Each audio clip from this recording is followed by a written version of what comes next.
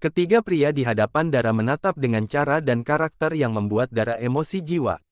Leo dengan tatapan tajam, macam emak-emak belum dapat jatah bulanan. Sedangkan David meski dengan wajah datar, tapi aura yang keluar membuat bulu kuduk merinding. Entah ilmu kanuragan apa yang dimiliki pria itu. Untuk Pandu, tentu saja penampilannya tetap memukau. Apalagi berada di antara kedua pria yang sudah sold out dan generasi yang berbeda. Kalau tidak ingat mulut Pandu yang pedas dan lemas, rasanya Dara ingin melompat ke pangkuan pria itu atau menarik tangannya dan berlari di koridor sambil berpegangan tangan dan menari di lobi diiringi lagu Bollywood. Dara Larasati. Iya, Pak. Panggilan David membuyarkan lamunan gadis itu. Kamu tahu, kan tamu harus diperlakukan seperti apa? Tanya David. Tahu, Pak. Mungkin untuk beliau, pengecualian karena Dara. Hardik Leo bahkan Dara terkesiap karena terkejut. Apa sih Pak, bikin kaget aja. Pak Pandu, menurut Anda hukuman apa yang tepat untuk Dara? Tanya David dan sontak membuat Dara panik. Ia langsung mengatupkan kedua tangan di depan dada seakan memohon agar Pandu memaafkannya, bahkan memasang wajah memelas. Ulah kamu membuat tamu celaka. Bagaimana kalau sampai ada korban jiwa, ungkap Pandu. Ah, betul itu, seru David. Tapi, kan enggak Pak. Lihat aja orang masih sehat dan ganteng gitu, tunjuk Dara ke arah Pandu. Jangan berlebihan deh Pak, kemarin saya mau ajak cek kesehatan malah nolak. Kamu bukan mengajakku cek kesehatan, tapi CT scan untuk melihat apa otakku masih berada di tempatnya atau bergeser. Dara berdecak pelan mendengar penjelasan Pandu mengulang kalimatnya malam itu. Apa kita pecat saja? Tanya David. Dara mengernyitkan dahinya. Apa dia tidak salah dengar atau memang David sedang mabuk? Berlebihan sekali kalau kesalahannya harus Pandu yang menentukan sanksi yang didapat. Padahal hotel jelas-jelas memiliki peraturan.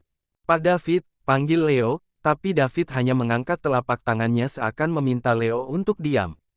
Jangan, dipecat terlalu mudah untuknya, dia tidak akan jera, sahut Pandu sambil mengusap dagunya sedangkan pandangan beradu tatap dengan Dara yang memicingkan mata. Turunkan jabatannya sebagai petugas housekeeping, paling tidak selama 1 bulan. Jika masih berulah, jangan kembalikan jabatannya. Hah, yang bener aja Pak, rugi dong saya udah kuliah dan pengalaman kerja sekian tahun malah berakhir jadi petugas housekeeping. Tidak mungkin Dara tidak keberatan dengan keputusan yang disampaikan Pandu. Pilihan kamu hanya 2, kerjakan atau resign, ancam Pandu. Oke, jadi itu sanksi yang kamu dapat, jelas David. Maaf Pak David, bukan saya lancang. Dara memang bersalah, tapi kenapa kita harus ikuti pendapat tamu?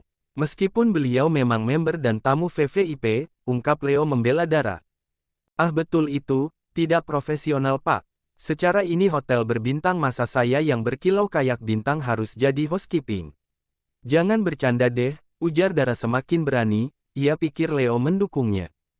Hehe, Pak Leo dukung aku. Ya, iyalah.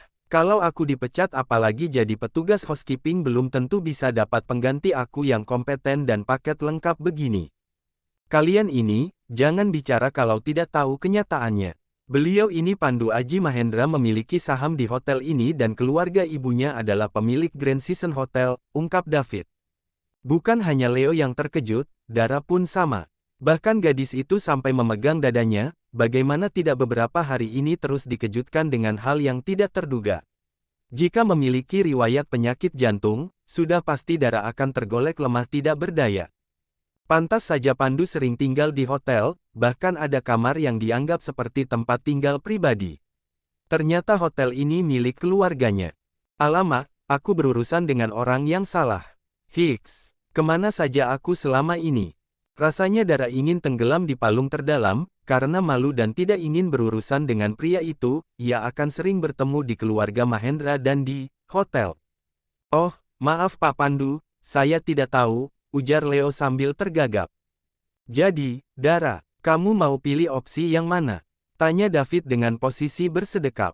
Dara menghela pelan lalu melirik Pandu yang duduk di sebelah David, pria itu terlihat tertawa sinis seakan senang entah karena apa. Lihat saja nanti, rambutmu akan aku jambak lagi. Saya, bertahan, Pak, sahut Dara lalu menundukkan kepala karena mulutnya ingin sekali mengumpat. Mulai besok, kerjakan mulai besok. Leo, awasi dia dan cari pengganti Dara untuk sementara, titah David yang dijawab siap oleh Leo. Sepanjang koridor keluar dari ruangan David, Leo terus mengoceh memarahi Dara. Bahkan melewati meja informasi masih saja mulutnya tidak bisa direm. Dara sampai berdecak karena kalimat yang diucapkan hanya berulang. Pak Leo, daripada marah-marah, lebih baik Bapak cari pengganti saya untuk 1 bulan ini.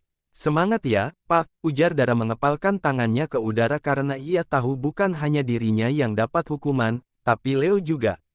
Saya duluan, jawab Dara lagi lalu memasuki lift menuju ke atas, sedangkan Leo menunggu lift turun.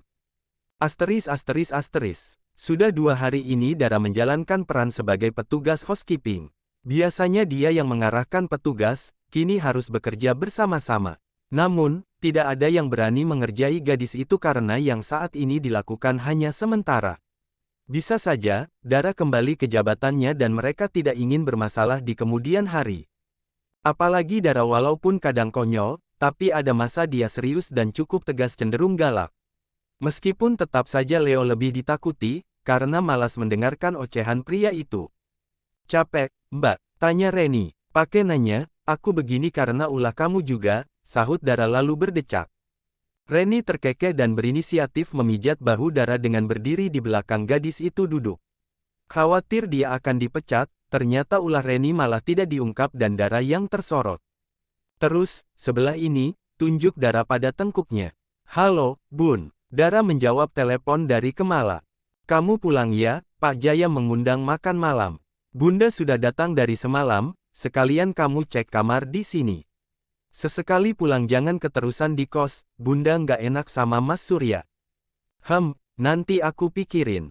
Makan malam, harus Dara, ini undangan dari Pak Jaya, ujar Kemala lagi. Oh, iya, kamu berantem dengan Citra lagi. Nggak ada Bun, gimana aku berantem dengan dia kalau bertemu juga belum? Cek, kalian ini kenapa sih tidak akur? Dia bilang, kekasihnya main mata dengan kamu. Astaga, minta di-call 0K mata si Citra. Seneng banget memfitnah aku, belum pernah nonton Siksa Neraka sih. Halo, Mas, malam ini juga, kamu harus sampaikan rencana kita, ujar Citra melalui sambungan telepon. Harsa berdecak pelan, selain ia sedang sibuk dan malas menanggapi perempuan itu. Harsa juga masih belum yakin akan hubungannya dengan Citra. Awalnya hanya bermain api, nyatanya Dara malah menangkap basah ia sedang enak-enak bersama Citra dan yang lebih parah ternyata kedua perempuan itu ada hubungan. Mas, Citra, aku sedang sibuk dan orang tua kita baru saja menikah. Apa menurutmu hubungan kita akan baik-baik saja kalau kita sampaikan ide konyol ini? Konyol, hubungan kita memang belum lama, tapi sudah jauh dan aku sedang hamil. Cek, kamu yakin atau hanya alasan saja? Mas Harsa, pekik Citra lagi di ujung sana. Kita bicara nanti, aku sedang sibuk. Harsa mengakhiri komunikasi lalu fokus pada layar laptop, bahkan sampai mengendurkan ikatan dasi. Niat main-main malah jadi serius, padahal ia masih ada hati dengan Dara. Ada rasa sesal karena menanggapi Citra dan terbesit tanya mengenai awal pertemuan mereka. Apa karena kebetulan atau memang rekayasa Citra? Memang benar perempuan sumber masalah, gumam Harsa. Sedangkan di tempat berbeda, Citra uring-uringan karena Harsa belum memberikan kepastian hubungan mereka. Meski ada perasaan senang karena akan pindah untuk tinggal di kediaman Surya, papa barunya. 2 koper sudah disiapkan untuk kepindahannya. Apalagi malam ini Jaya Mahendra mengundang makan malam. Lihat aja nanti, kalau Mas Harsa nggak dapat masih ada Pandu. Kalau dilihat-lihat Pandu lebih ganteng dan tajir juga. Khayalan Citra terganggu karena kepulangan Dara. Masih ingat pulang lo? Aku capek dan malas berdebat, ujar Dara melewati Citra menuju kamarnya. Ingat ya, lo udah putus dengan Mas Harsa. Jadi, jangan coba-coba rayu dia untuk kembali. Dara hendak abai, tapi mulut Citra akan terus-terusan membahas hal itu, mau tidak mau, ia pun berbalik dan melakukan sesuatu agar tidak lagi disudutkan seolah ia yang bersalah. Kamu dengar ya, walaupun Mas Harsa sujud-sujud di kaki aku minta aku kembali dengannya. Jawabannya big no. Halah, itu di mulut aja. Kalau sudah bertemu muka, pasti beda cerita. Bunda desak kamu untuk menikah dan harapan kamu cuma Mas Harsa. Dia benar kalau kamu munafik, hati-hati jadi perawan tua. Dara sudah mengangkat tangannya untuk menjambak rambut Citra, alih-alih berdebat seperti berkelahi lebih asyik.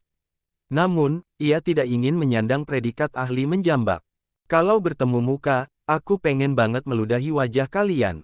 Boro-boro mikir CLBK, lagi pula ya Cit. Nggak masalah jadi perawan tua, yang penting aku masih perawan. Daripada situ, masih muda status perawan rasa, Jan 4. Dara tergelak, tidak percaya dengan mulutnya yang bisa berkata julid. Heh, apa kamu bilang? Melihat Citra yang akan merangsek ke arahnya, Dara bergegas lari menuju kamar tidak lupa mengunci pintu. Terdengar teriakan Citra dan terus menggebrak pintu agar dibuka. Cit, daripada habis emosi untuk marah-marah. Lebih baik kamu belajar akting yang lebih natural deh, nanti malam kita bertemu dengan Opa Jaya dan Papa Surya. Jangan bikin malu dengan sikap lebay dan murahan kamu.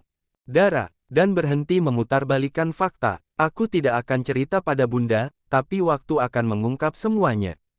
Asteris asteris asteris. Mobil yang dikendarai Dara memasuki area pemukiman elit, kiri dan kanan tampak tempat tinggal mewah dan tidak tepat disebut rumah. Mungkin lebih tepat dikatakan istana atau mansion. Bahkan jarak dari satu tempat tinggal ke tempat tinggal lainnya sangat jauh dan pekarangan setiap rumah sangat luas. Berbeda dengan pemukiman orang tuanya, meskipun bukan komplek umum, tapi yang ini luar biasa.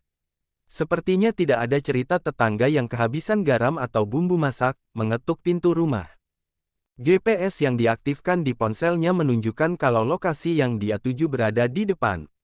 Ah, itu rumahnya. Ada petugas keamanan yang memastikan kedatangan Dara. Mungkin akan lain ceritanya kalau yang datang anggota keluarga, tapi Dara baru pertama kali bahkan ia harus memastikan identitasnya dengan menunjukkan kartu penduduk. Silahkan Mbak Dara, berikutnya tinggal klakson saja pintu gerbang akan otomatis dibuka, ujar salah satu petugas. Terima kasih, Mas. Dara menutup kembali kaca mobil dan melewati gerbang. Sesuai dengan arahan Bunda, kalau tempat tinggal Jaya dan Surya berada dalam satu wilayah.